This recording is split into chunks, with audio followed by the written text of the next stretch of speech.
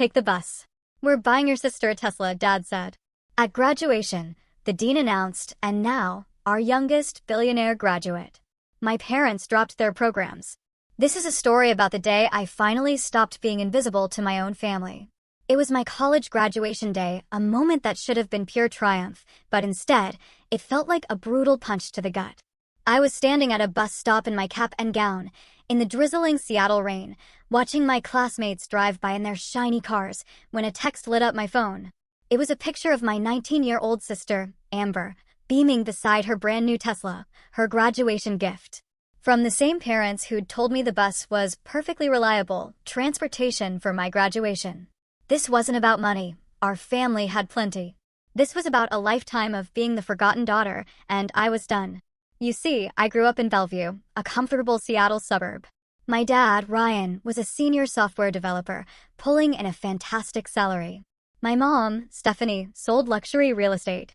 We lived in this beautiful 4-bedroom house with a view of Lake Washington.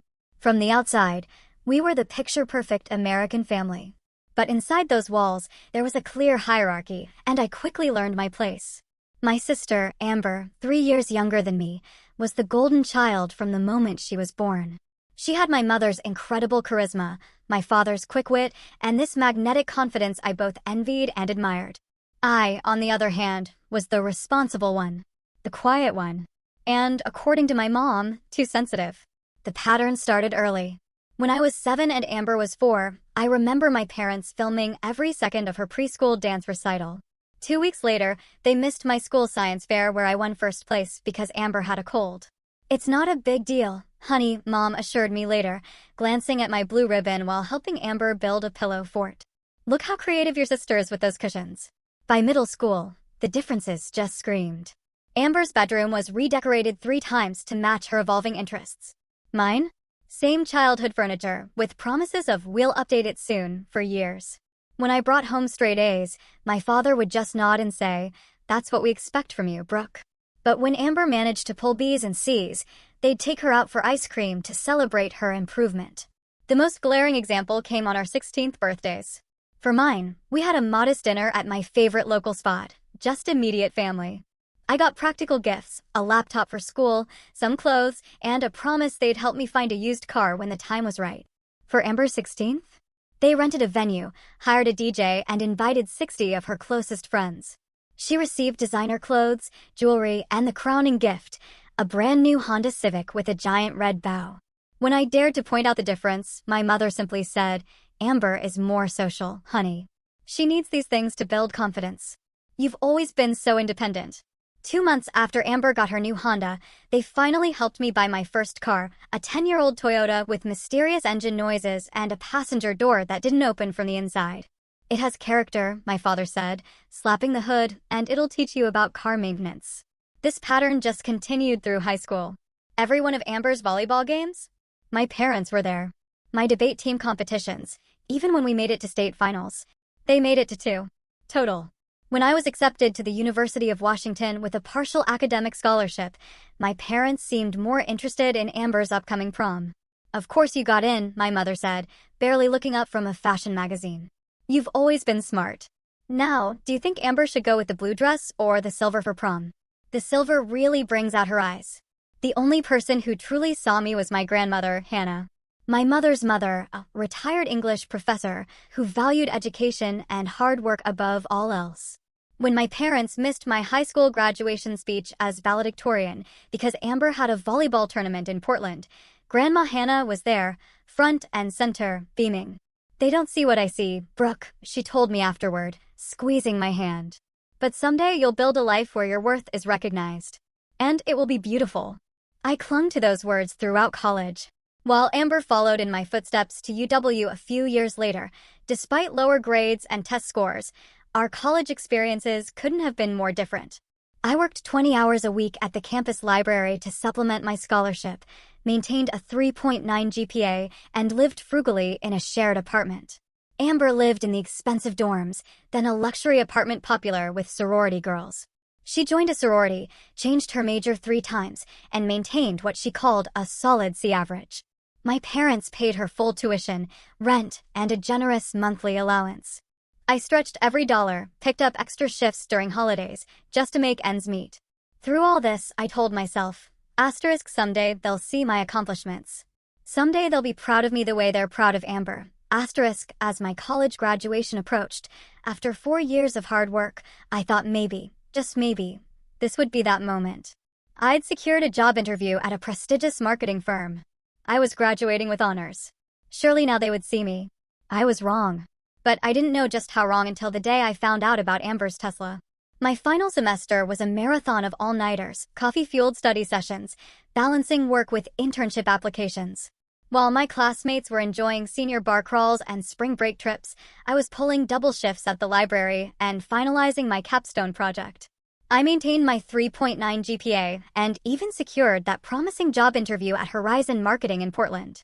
All while my ancient Toyota made increasingly concerning noises whenever I drove over 40 miles per hour.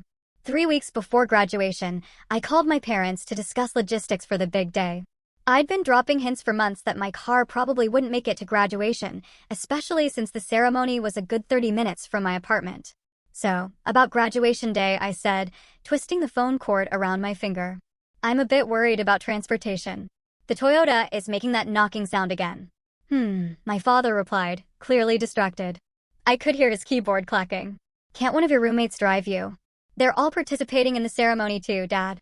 We all need to be there early for lineup. Well, we'll figure something out, my mother chimed in from the extension. By the way, did we tell you Amber made Dean's List this semester? Her advisor says if she keeps this up, she might graduate a semester early. I bit my lip. Amber's Dean's List for the School of Communications only required a 3.2 GPA, nowhere near my consistent 3.9.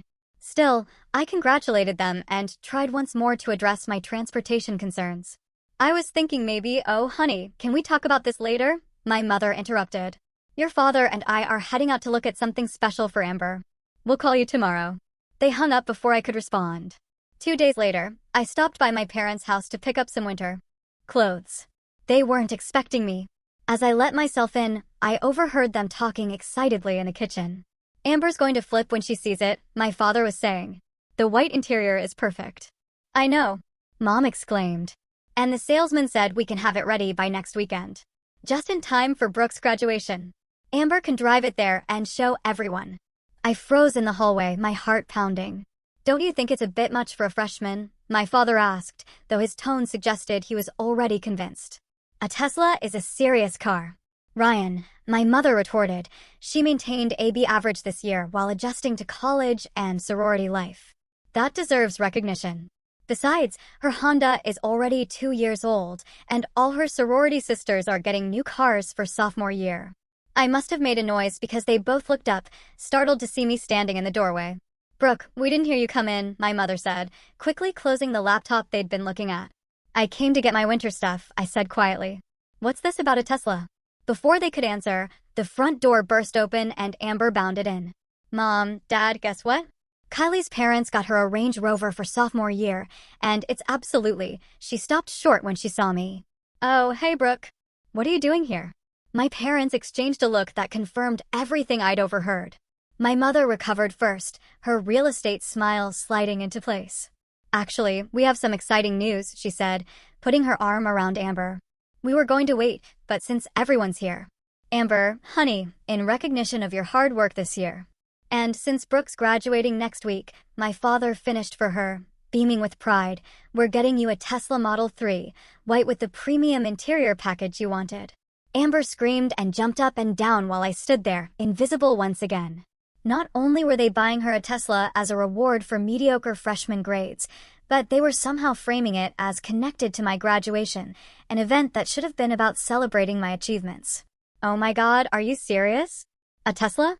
Taylor's going to die. Amber threw her arms around our parents, then turned to me with a smirk. See, Brooke, some of us get cars that actually work. I opened my mouth to say something, anything, but was cut off by my mother. We're going to pick it up next Friday, and then we can all drive to Brooke's graduation in style on Saturday. I felt like I'd been punched in the stomach. My graduation was being overshadowed, and they hadn't even considered how I would get to my own ceremony. I was just expected to ride along in Amber's new Tesla like an afterthought. I mumbled something about needing to get my clothes and fled to the basement, tears burning my eyes. As I stuffed sweaters into a duffel bag, I could hear them upstairs, excitedly discussing features and color options. That night, back in my apartment, I broke down telling my roommate Jessica what had happened. Your parents are buying your teenage sister a Tesla while you can barely afford oil changes for your death trap? Jessica was furious on my behalf. And they didn't even think about how you're getting to graduation? That's beyond messed up, Brooke. Maybe I'm overreacting, I said, wiping my eyes. They've always been this way. That doesn't make it right, Jessica insisted. You need to stand up for yourself. Tell them how you feel. What's the point? They don't hear me. They never have. Then make them hear you, Jessica said firmly. You're graduating with honors. You've worked your ass off while Amber's been partying in a sorority house on their dime. If they can't see your worth, you need to show it to them. I nodded. But as graduation day approached, my anxiety only grew. Would I finally find the courage to speak up, or would I stay silent as I had for 22 years? The Friday before graduation dawned bright and clear, a rare gift in Seattle's typically gray spring. I woke up early for my final exam in marketing analytics, the last hurdle. Despite the knot in my stomach that had been there since discovering Amber's Tesla surprise, I managed to focus long enough to ace the exam. Finished with flying colors, I see, Professor Wilson said, smiling. Not that I'd expect anything less from you, Brooke. You've been one of my most dedicated students. His words were a small balm to my soul. After the exam, I headed to my final shift at the campus library. My supervisor, Thomas, had arranged a small goodbye gathering, complete with a card signed by everyone and a modest cake. We're really going to miss you around here, Thomas said, handing me a beautiful leather-bound journal. For 4 years, without a single late arrival or missed shift, you've set the bar impossibly high for your replacement. I blinked back tears, truly touched. Thank you all so much. This job has been a lifeline for me. After saying my goodbyes, I checked my phone. 3 missed calls from my mother. I called her back as I walked home. Brooke, finally, she answered. We're at the Tesla dealership picking up Amber's car. It's absolutely stunning. White exterior with white vegan leather interior. Premium everything. That's great, I managed, swallowing the lump in my throat. About tomorrow. Yes, that's why I'm calling, she interrupted. The ceremony starts at 1 p.m., right? We'll need to leave early to find parking. Your father thinks we should get there by 11:30 to get good seats. Mom, I said, trying to be firm, I need to be there by 10 a.m. for graduate lineup. I've been trying to talk to you about transportation all week. Oh. She paused, as if this thought had genuinely not occurred to her. Well, we'll be busy getting Amber's car ready for its first big drive. Can you just take the bus? There's a direct route from your apartment to campus, isn't there? I stopped walking, stunned by her casual suggestion. You want me to take the bus to my college graduation, in my cap and gown? It's just practical, honey. Everyone else will be with us in Amber's new Tesla, and there won't be room if we need to take your grandmother, too. The bus is perfectly reliable transportation. The world seemed to tilt. Everyone else, as if I wasn't part of the family. As if I were some distant acquaintance who needed to find my own way. You're suggesting I ride the bus to my graduation, I said, my voice thick with a hurt and anger I couldn't hide, while my younger sister drives her brand new Tesla that you bought her for no particular milestone, to my graduation ceremony? Don't be dramatic, Brooke. My mother sighed. You've always been so independent.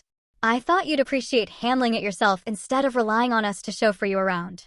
In the background, I could hear Amber and my father laughing about something, completely oblivious. I have to go, I said, my voice thick with unshed tears. Amber's special day is waiting. It's the practical solution, my mother repeated, either missing or ignoring my sarcasm. We'll see you at the ceremony tomorrow. Don't forget to wear that nice dress under your gown. I hung up and stood frozen on the sidewalk as people streamed past me on their way to Friday evening activities. A mixture of emotions washed over me. Shock, hurt, anger, and finally, a strange sense of clarity. This was who my parents were. This had always been who they were. No achievement of mine would ever measure up to Amber's mere existence. I dialed my grandmother's number with shaking hands. Grandma Hannah, it's Brooke. There's my graduate. Her warm voice instantly provided comfort. Are you ready for tomorrow? They're making me take the bus. I blurted out, tears finally spilling over. To my own graduation, because they're busy with Amber's new Tesla. There was a long pause before my grandmother spoke, her voice unusually hard. They did what? Through broken sobs, I explained everything, the Tesla, the transportation issue, years of being overlooked and undervalued. "Oh, my darling girl," Grandma Hannah said when I finished. "I wish I could say I'm surprised, but I've watched this pattern for too long. Your mother did the same thing to your Aunt Carol when they were growing up. What do I do?" I asked, feeling like a lost child despite being a college graduate. "You have two choices," she said firmly. "You can either continue to accept their treatment, or you can start setting boundaries. Neither is easy, but only one leads to healing." "I'm so tired of being invisible," I whispered. "Then stop allowing them to look past you," she replied. "But whatever you decide, know that I see you, Brooke. I've always seen you. And I am so tremendously proud of the woman you've become, with or without their recognition." After talking with my grandmother, I returned to my apartment and spent the evening preparing for graduation. I ironed my gown, polished my dress shoes, and set out the sensible navy blue dress my mother had insisted I wear. As I hung up the gown, my phone pinged with a text from my childhood friend, Mia. "Can't wait to see you walk tomorrow. You've worked so hard for this. Let me know if you need anything at all." I stared at the message, grateful for the people who did value me. Perhaps that was the key, focusing on those who saw me rather than lamenting those who didn't. I set my alarm for 7 a.m., determined to get through graduation with dignity, even if it meant riding the bus in my cap and gown. Tomorrow would be my day, even if my family couldn't see that. And maybe, just maybe, it would also be the day I finally found my voice. The morning of graduation, I woke before my alarm, some light filtering through my thin curtains. For a brief, blissful moment, I felt only excitement. I was graduating today, the culmination of 4 years of hard work. Then reality crashed back as I remembered I'd be taking the bus to my own ceremony. I checked my phone, congratulatory texts from friends, and a single message from my mother. "Don't forget we're meeting by the main entrance at 12:30. Amber wants to take family photos with her new car. No congratulations. No, we're proud of you. Just logistics, centered around Amber and her Tesla." I took a deep breath and got ready, carefully doing my makeup and hair before putting on the navy dress and my honors cords. As I placed the cap on my head and looked in the mirror, I felt a surge of pride despite everything. I had done this, me, not my parents' money or connections, just my own hard work and persistence. My roommates had already left, each with their own families coming to pick them up. The apartment was quiet as I gathered my things, took one last look, and headed out to the bus stop 3 blocks away. The Seattle morning was gray and misty, a light rain starting to fall as I walked. I clutched my cap to keep it from blowing away, already feeling droplets soaking into my gown. By the time I reached the bus stop, the rain had picked up, and I huddled under the small shelter, trying to keep my graduation attire dry. A car honked as it drove past, and I looked up to see classmates waving from inside, their families driving them to the ceremony. I forced a smile and waved back, then turned away quickly, not wanting them to stop and ask why I was at a bus stop in my cap and gown. "Graduating today, dear?" a voice asked. I turned to see an elderly woman with kind eyes sitting on the bench, an umbrella clutched in her gnarled hands. "Yes," I replied, trying to sound cheerful. "University of Washington. And you're taking the bus?" She looked surprised. "My family had other transportation arrangements," I said diplomatically. The woman studied me for a moment, then patted the seat beside her. "I'm Doris. Sit down before you get any wetter." I sat, grateful for the company and the shelter of her large umbrella. "Let me guess," Doris said. "Family drama?" I laughed to spite myself. "Is it that obvious?" "Only to someone who's been there," she replied. "I graduated from nursing school in 1962. My parents didn't come because they were attending my brother's baseball game. I took 2 buses in my white uniform and cap." "How did you handle it?" I asked, suddenly eager for her wisdom. "Not well at first," Doris admitted. "I was angry for years. But eventually, I realized that their failure to see my worth didn't diminish it. It just showed their limitations, not mine." Before I could respond, the bus arrived, its brakes squealing. Doris insisted I board first, and the driver smiled when he saw my graduation attire. "Congratulations," he called out, refusing my fare. "It's on me today. Consider it a graduation gift." Inside the bus, several passengers offered similar congratulations. A woman in scrubs insisted I take her seat at the front. The kindness of these strangers brought tears to my eyes. Their recognition was more meaningful than they could know. As the bus rumbled toward campus, my phone vibrated with a text from Amber. "OMG, the Tesla is amazing. Mom and Dad are letting me drive everyone to your thing. So excited for everyone to see it." Attached was a picture of her posing beside the gleaming white Tesla, my parents beaming proudly behind her. I turned off my phone and slipped it into my pocket, unwilling to let it spoil this moment. The bus journey brought back memories of other times I'd been overlooked. My 16th birthday, when my parents forgot to pick me up from debate practice because they were shopping for Amber's new phone. High school graduation, when they arrived late and left early for Amber's dance recital. Countless achievements met with distracted acknowledgement, while Amber's smallest accomplishments were celebrated lavishly. Yet, amid these painful memories, I found myself thinking about Doris's words. Their failure to see my worth didn't diminish it. Perhaps it was time I truly believed that. The bus approached campus, now crowded with graduates and their families. Through the window, I could see proud parents taking photos, grandparents carrying flowers, siblings holding congratulatory signs. A lump formed in my throat, but I swallowed it down. Today was still my achievement, even if my family couldn't recognize it properly. As I prepared to exit, Doris touched my arm. Remember, dear, family isn't always who raises you. Sometimes it's who sees you. Find those people and keep them close. I thanked her, oddly moved by this brief encounter with a stranger who somehow understood exactly what I needed to hear. Stepping off the bus, I spotted Jessica waiting by the campus entrance, scanning the crowd. "Brooke," she called, rushing over. "I was worried you wouldn't make it. Did you really take the bus in your gown?" "Family tradition," I said dryly, straightening my slightly damp cap. Jessica's expression darkened. "They really made you bus it while they're parading around in a brand new Tesla? That's beyond messed up." "It's fine," I said automatically, then corrected myself. "Actually, no, it's not fine. But I'm not going to let it ruin today. That's my girl." Jessica linked her arm through mine. "And just so you know, my parents want to take us both out for dinner after the ceremony. They insist."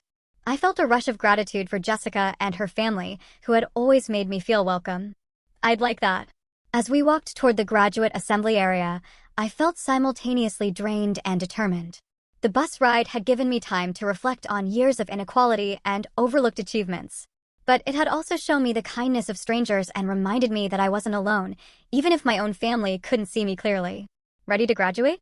Jessica asked as we approached the sea of black gowns and caps. "More than ready," I replied, squaring my shoulders. "It's time." The graduate assembly area buzzed with excitement.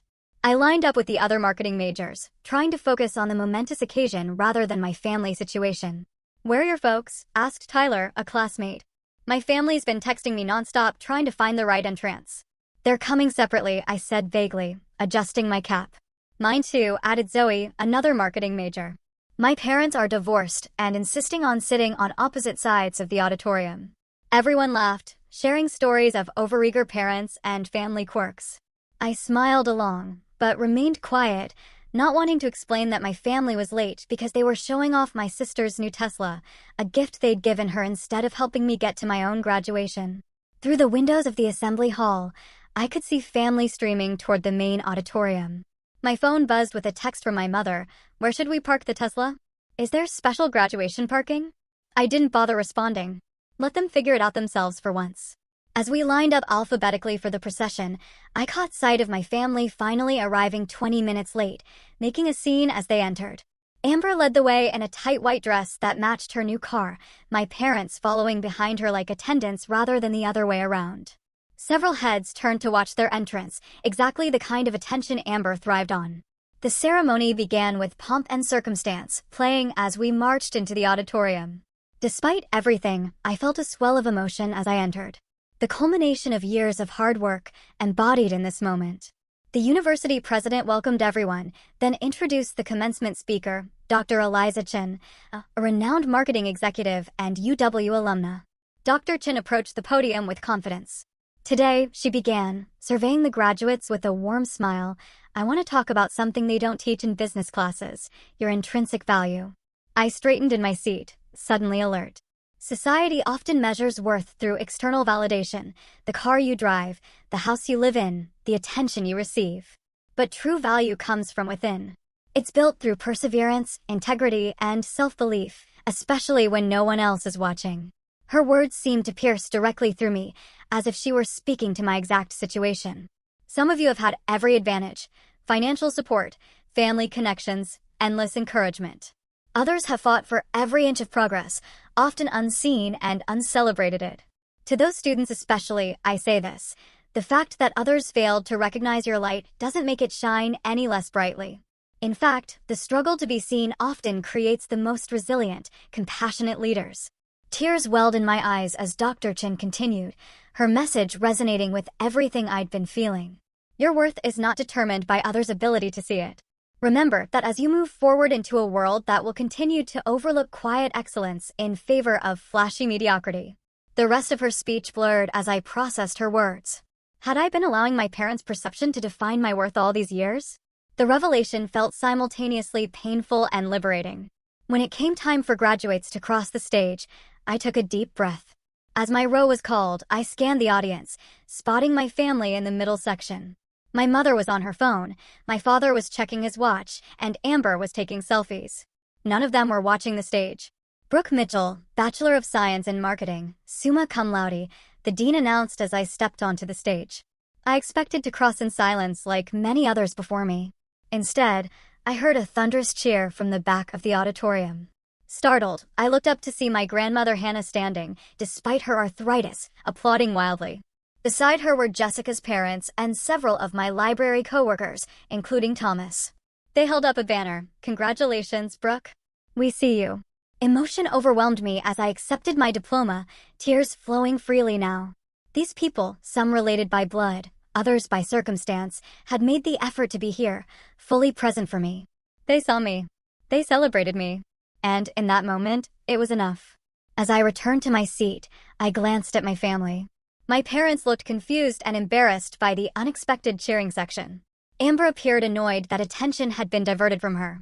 For once, I didn't care about their reactions. After the ceremony, graduates flooded into the courtyard. I found my grandmother first, pulling her into a tight hug. "You came," I whispered, still in disbelief. "Your doctor said the trip would be too much with your arthritis." "Wild horses couldn't have kept me away," Grandma Hannah replied, cupping my face in her hands. "I'm so proud of you, my brilliant girl." Thomas and my other coworkers offered congratulations before tactfully withdrawing to give me time with family. Jessica's parents insisted on taking photos of me with my diploma, treating the moment with the reverence it deserved. It was in this warm bubble of genuine celebration that my parents and Amber finally found me. "There you are," my mother exclaimed, as if I'd been the one who was difficult to locate. "We've been looking everywhere. Who are all those people cheering for you?" It was a bit much, don't you think? "Those were people who wanted to celebrate with me," I said simply. "Well, we need to take family photos by Amber's new car before the parking fee increases," my father said, checking his watch again. "The Tesla is parked in the VIP section. Had to pay extra, but worth it for the statement it makes." "Seriously, Brooke, wait until you see it." Amber gushed, completely oblivious. "The interior is amazing. Everyone's been stopping to look at it. Some guy even asked if I was a professional model doing a Tesla promotion." Something inside me finally snapped. Quietly. Definitively. For years of working myself to exhaustion. For years of maintaining near-perfect grades while working part-time. For years of watching my sister get everything handed to her while I struggled. And now, on what should have been my day, they couldn't even pretend to care about my achievement. "No," I said, the word coming out clear and firm. "No, what?" my mother asked, already turning toward the parking lot. "No, I will not take family photos by Amber's Tesla on my graduation day." My father frowned. "Don't be difficult, Brooke. It's just a few pictures." "It's never just been about pictures," I said, my voice gaining strength. "It's about a lifetime of being treated as less than. It's about you buying my teenage sister a luxury car while making me take the bus to my own graduation. It's about showing up late to my ceremony because you were too busy fawning over Amber and her new toy." "That's not fair," my mother protested, looking around nervously as nearby families glanced our way. "We've always supported you." "Have you?" I asked, surprising myself with my calm. "When is the last time you attended any event that mattered to me without checking your watch or leaving early for something of Amber's? When have you ever celebrated my achievements with even half the enthusiasm you show for her mediocre ones?" "I got good grades this year," Amber interjected, indignant. "You got C's with a few B's at a university Dad's donations helped you get into, while living in a luxury apartment they pay for, with a monthly allowance that exceeds what I make working 20 hours a week," I replied. "And for that, you got a Tesla." "I graduated summa cum laude while working throughout college and I got a bus ticket." My father's face reddened. That's completely different. Amber needs more support. You've always been independent. I had to be independent, I said quietly. You never gave me any other choice. Is that what this is about? My mother asked, her voice rising. A car? If you wanted a car, you should have said something.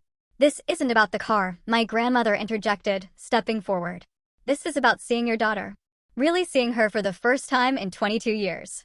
My parents turned to her in surprise, as if just noticing her presence. Mom, this isn't the place, my mother began. If not now, when? Grandma Hannah interrupted. I've watched this pattern for decades. Carol was treated the same way you treat Brooke. Invisible unless performing some service for the family. And now you're continuing the cycle with your own daughters. My mother paled at the mention of her sister, my Aunt Carol, who had limited contact with the family. Brooke has worked harder than anyone I know, my grandmother continued. She deserved to have her parents drive her to graduation at minimum. She deserved celebration, recognition, and respect, not to be an afterthought to Amber's new car. A small crowd had gathered, watching the drama unfold. I felt a hand slip into mine and turned to see Jessica standing beside me in silent support. I need to go, I said, suddenly exhausted by the confrontation. My friend's family has invited me to a graduation dinner. People who actually want to celebrate with me. Brooke, you can't just walk away from your family, my father protested. Watch me, I replied, then turned to leave with Jessica, Grandma Hannah following behind us. As we walked away, I heard Amber ask in a confused voice, so, are we not taking pictures with the Tesla? And for the first time in years, I found myself laughing, genuinely laughing at the absurdity of it all. In standing up for myself, I discovered a strength I hadn't known I possessed. Whether my family recognized my worth or not, I finally did. After the graduation ceremony, Jessica's parents took us to a lovely dinner at a waterfront restaurant. They ordered champagne, made heartfelt toasts to my achievement, and treated me like family. Grandma Hannah joined us, her eyes twinkling with pride every time she looked my way. For those few hours, I allowed myself to bask in the celebration I deserved. To Brooke, Jessica's father said, raising his glass, whose determination and brilliance will take her wherever she wants to go. And who finally found her voice today, Grandma Hannah added with a wink. By the time we finished dinner, my phone showed 12 missed calls and 23 text messages from my parents and Amber. I silenced it and slipped it back into my purse. Whatever crisis they were experiencing could wait until tomorrow. Today was mine. Jessica offered to let me stay at her parents' hotel, but I declined. I needed to face my apartment and whatever awaited me there on my own terms. Grandma Hannah squeezed my hand before getting into Jessica's parents' car. Remember, standing up for yourself isn't a one-time event, she said softly. It's a practice. Be gentle with yourself if you falter. I nodded, grateful for her wisdom, and took the bus back to my apartment. As we rounded the corner onto my street, I saw my parents' Mercedes parked outside my building. They were sitting inside, waiting. Taking a deep breath, I got off the bus and approached their car. My mother spotted me first, nudging my father, who had been dozing. They scrambled out, both looking uncharacteristically disheveled. Brooke, my mother rushed toward me. We've been calling for hours. Where have you been? At my graduation dinner, I replied calmly, with people who wanted to celebrate with me. We need to talk, my father said, his authoritative tone returning. This scene you caused today was completely inappropriate. Let's go inside, I suggested, not wanting to have this conversation on the street. My roommates are gone for the weekend. Once in my apartment, my parents took in the modest surroundings with poorly concealed dismay. My father paced the small living room while my mother perched uncomfortably on our second-hand couch. Brooke, my father began. I understand you were upset about transportation arrangements today, but publicly embarrassing your family was unacceptable. Is that what you think happened? I asked. That I was throwing a tantrum over a ride? What else could it be? My mother threw up her hands. We've given you everything. We paid for your education. I had a scholarship, I interrupted, and worked 20 hours a week to cover living expenses. We would have helped if you'd asked, my father countered. You've always been so independent, so capable. Amber needs more support. No, I said firmly. Amber gets more support. There's a difference. That's ridiculous. My mother scoffed. We've always treated you both fairly. Really? I walked to my bedroom and returned with a shoebox. Let me show you something. I opened the box and began laying out items on the coffee table, a birthday card from when I turned 16 with a $50 gift card inside. Next to it, a photo of Amber's 16th birthday showing her with her new Honda. My high school graduation announcement alongside a bank statement showing the $200 my parents deposited as a gift, a newspaper clipping of Amber's volleyball team with my parents prominently featured in the stands, my college acceptance letter with no congratulatory note, and finally, a bus ticket from earlier that day. This is a record of inequality, I said quietly. Not in one dramatic moment, but in 1,000 small ones over many years. My parents stared at the items, momentarily speechless. You've kept all this? My mother finally asked, her voice small. Not to throw it in your faces someday, I explained. But to remind myself that I wasn't imagining things, that the difference in how you treated us was real.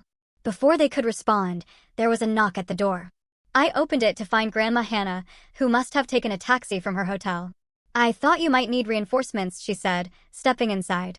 Her eyes narrowed when she saw my parents. I see the conversation has started. Mom, this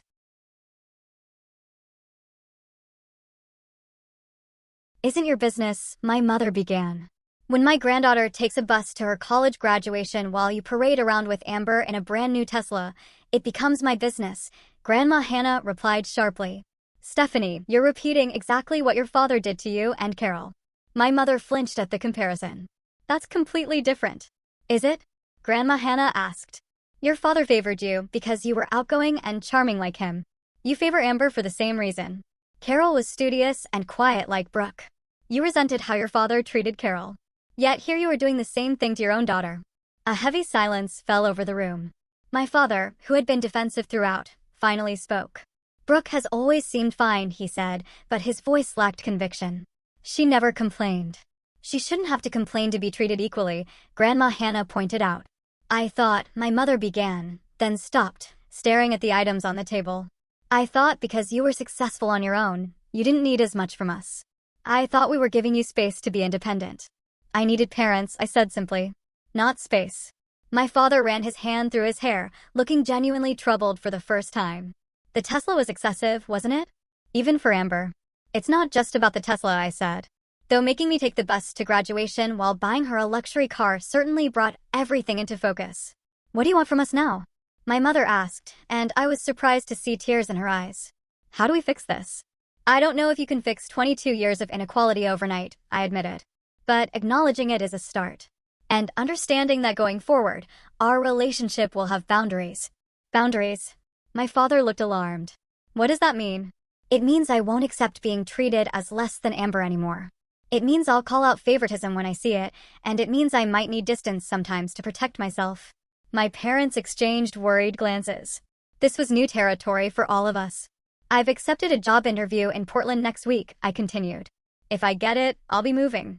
Not to punish you, but because I need a fresh start. Portland, my mother repeated. But that's 3 hours away. 3 hours is nothing if you actually want to visit, I pointed out. And there are these amazing inventions called phones that work across state lines. My father almost smiled at that. You've really thought this through. I've had years to think about it, I replied. I just never had the courage to say it out loud. We talked for another hour, moving through decades of hurt and misunderstanding. There were no perfect resolutions, no tearful group hugs like in the movies. My parents didn't suddenly transform into the perfectly supportive mother and father I'd always wanted. But there was something new in the way they listened. Really listened. Perhaps for the first time. As they prepared to leave, my mother hesitated at the door. I never meant to make you feel less loved, she said softly. I think I saw too much of myself in Amber and too much of Carol in you, and I projected all my complicated feelings onto that. I know you didn't do it maliciously, I acknowledged, but impact matters more than intent. After they left, Grandma Hannah stayed a while longer, helping me process the conversation. Do you think anything will change? I asked her. People can change, she said thoughtfully. But it takes time and consistent effort. Don't expect miracles, but don't close the door on progress either. As if on cue, my phone buzzed with a text. To my surprise, it was from Amber. Can we talk? Just us. 20 minutes later, Amber arrived at my apartment, looking uncharacteristically subdued without our parents as an audience. I heard everything, she admitted, sitting across from me at my small kitchen table. I was waiting in the car, but then I followed Mom and Dad up. And? I prompted when she fell silent. And? I never realized, she said, picking at her perfectly manicured nails. I knew I got more stuff, but I thought. I don't know what I thought. That you didn't care about material things. That you were above it all somehow. I'm not above wanting to be valued, I said quietly. Amber nodded, looking genuinely troubled. I've been pretty awful, haven't I? You were a kid responding to the dynamic our parents created, I said, surprising myself with the generosity of the statement. We both were. Still, she bit her lip. I'm sorry, Brooke. She hesitated. I told Dad I don't want the Tesla. It feels gross now. I raised an eyebrow, genuinely shocked. Really? Don't look so surprised, she said with a hint of her usual attitude. I can occasionally do the right thing. We talked for another hour, awkwardly at first, then with increasing honesty. It wasn't a perfect reconciliation. Too much water under that bridge. But it felt like the beginning of a different kind of relationship, one based on who we actually were, not the roles we'd been assigned in our family drama. As Amber was leaving, she turned back with unexpected vulnerability in her eyes. Hey, if you get that job in Portland, maybe I could visit sometime? See what your life is like there. I'd like that, I said, and meant it. Later that night, as I sat alone in my quiet apartment, my phone rang. It was Thomas from the library. Sorry to call so late, he said, but I just heard from my friend at Horizon Marketing in Portland. They want to interview you next week. And Brooke, they're really excited about your application. I smiled, feeling a sense of possibility opening before me. So am I, Thomas. So am I. 1 month after graduation, I stood in my nearly empty apartment surrounded by boxes. The Portland job offer had come through, a junior marketing position at Horizon with potential for growth. The salary wasn't extraordinary, but it was enough for a modest studio apartment and a fresh start. More importantly, it was something I had earned entirely on my own merit. Jessica sat cross-legged on the floor, helping me sort through the last of my belongings. I still can't believe you're really leaving, she said, carefully wrapping a framed photo of us from freshman year. I can hardly believe it myself, I admitted, but it feels right. The months since graduation had brought unexpected changes in my family dynamic. There had been no dramatic transformation. My parents hadn't suddenly become perfectly attuned to my needs, but there were small shifts that suggested they were at least trying. The previous weekend, my father had asked me to lunch, just the two of us, something that had never happened before. We sat across from each other at a local cafe, initially awkward. I've been thinking a lot about what you said, he finally offered, stirring his coffee unnecessarily, about always feeling overlooked. I waited, giving him space to continue. I think, he said slowly, I assumed that because you were so capable, you didn't need as much from me. I focused on Amber because she seemed to need more guidance, more attention. He looked up, meeting my eyes. But that wasn't fair to you. No, I agreed. It wasn't. I can't change the past, he continued, but I want you to know that I see how hard you've worked, how much you've accomplished on your own, and I'm sorry I wasn't there for more of it. It wasn't everything, but it was something. An acknowledgement I'd been waiting years to hear. I'd like to help with your moving expenses, he added. Not because you need it, but because I want to support this new chapter. Initially, I wanted to refuse, to prove I could do it entirely on my own, but I realized that accepting help didn't diminish my independence. Sometimes, support was just support. Thank you, I said. I'd appreciate that. My mother's attempts at connection were more awkward, but equally sincere. She'd invited me for coffee the day after my lunch with Dad, clearly having coordinated their efforts. Portland has some beautiful neighborhoods, she said, having researched the city extensively. The Pearl District is supposed to be very trendy for young professionals. It's also very expensive, I pointed out. I'll be in a smaller neighborhood across the river. She nodded, absorbing this information. You know, I've never lived more than 10 miles from where I grew up, she said unexpectedly. Sometimes I wonder what it would have been like to start fresh somewhere new. I saw something in her eyes then, a hint of envy perhaps, or regret. It occurred to me that my mother's favoring of Amber might have been about more than just preferring her personality. Perhaps she saw in Amber the confident, popular girl she had been, and in me, the road not taken, the serious, ambitious path she might have chosen. It's not too late, I suggested. To try new things? She smiled sadly. Some roads close behind you. But I'm proud that you're taking yours. The word proud hung between us. Unfamiliar, but welcome. Even Amber had shown surprising growth. True to her word, she had refused the Tesla, asking our parents to return it. Instead, she kept her Honda and suggested they donate the difference to a scholarship fund. Whether this change would last remained to be seen, but it felt like a significant step. A knock at the door pulled me from my reflections. Jessica opened it to reveal my parents and Amber, come to help with the final moving preparations. "We brought lunch," my mother announced, holding up bags from my favorite sandwich shop. "And packing tape. Your father read online that you always need more tape than you think." The next few hours passed in a blur of activity, boxing final items, loading my father's SUV, cleaning the apartment. The dynamic between us was still finding its footing. Conversations sometimes stalled into awkward silences, but the effort on all sides was tangible. As we prepared to caravan to Portland, my parents driving the loaded SUV, while I followed in my newly reliable used car, a graduation gift from Grandma Hannah, Amber pulled me aside. "I found this," she said, handing me a small box. It was in the storage closet at home. Inside was a faded blue ribbon.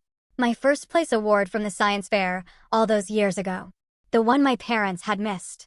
"I don't know why I kept it," Amber admitted. "Maybe even then I knew it mattered." I looked at my sister, really looked at her, and saw something new. Not the golden child who had everything handed to her, but a young woman beginning to recognize her role in our family's complicated dynamic. "Thank you," I said simply, tucking the ribbon into my purse. The drive to Portland marked both an ending and a beginning. As Seattle faded in my rearview mirror, I felt a weight lifting. Not the complete resolution of 22 years of family history, but the liberation of having finally spoken my truth. My new apartment was tiny, but it was mine. A clean slate in a city where no one knew me as Amber's sister or the responsible one. As my parents helped carry boxes up 3 flights of stairs, I watched them taking in the modest space with new eyes, not judging, but seeing my choices as valid on their own terms. After everything was unloaded, we stood awkwardly in the small living area, the moment of departure hanging between us. "Well," my father said, jingling his car keys, "I guess we should hit the road if we want to make it back before dark." "Thank you," I said, "for helping with the move." "Of course," my mother replied. "That's what family does." The phrase struck me as both ironic and hopeful, a statement of what should have been all along, and perhaps what could be going forward. As they prepared to leave, my mother hesitated, then pulled me into a hug tighter and longer than any I could remember. "I'm so proud of you, Brooke," she whispered. I should have said that more often. After they left, I stood alone in my new apartment, surrounded by boxes yet to be unpacked and a future yet to be written. The journey from invisibility to empowerment wasn't complete. Such transformations never are. But I had taken the crucial first step of recognizing my own worth, regardless of whether others could see it. My phone pinged with a text from Grandma Hannah. "How does it feel to be exactly where you're meant to be?" I smiled, looking out the window at my new city stretching before me. "Like the beginning of something important," I typed back. The bus ride to graduation had been painful, but perhaps necessary. The final indignity that pushed me to claim my voice and my value. In the end, the greatest graduation gift wasn't a car, or even recognition from my parents. It was the discovery that I could stand in my own light, create my own celebrations, and build a life that honored my worth, whether others recognized it or not. As I unpacked my first box, I came across the journal Thomas and my library coworkers had given me, opening it to find a quote they had inscribed on the first page: "Your worth is not determined by others' ability to see it." I ran my fingers over the words, thinking of Dr. Chen's commencement speech, Doris on the bus, Grandma Hannah's unwavering support, and all the people who had seen me clearly when my own family couldn't.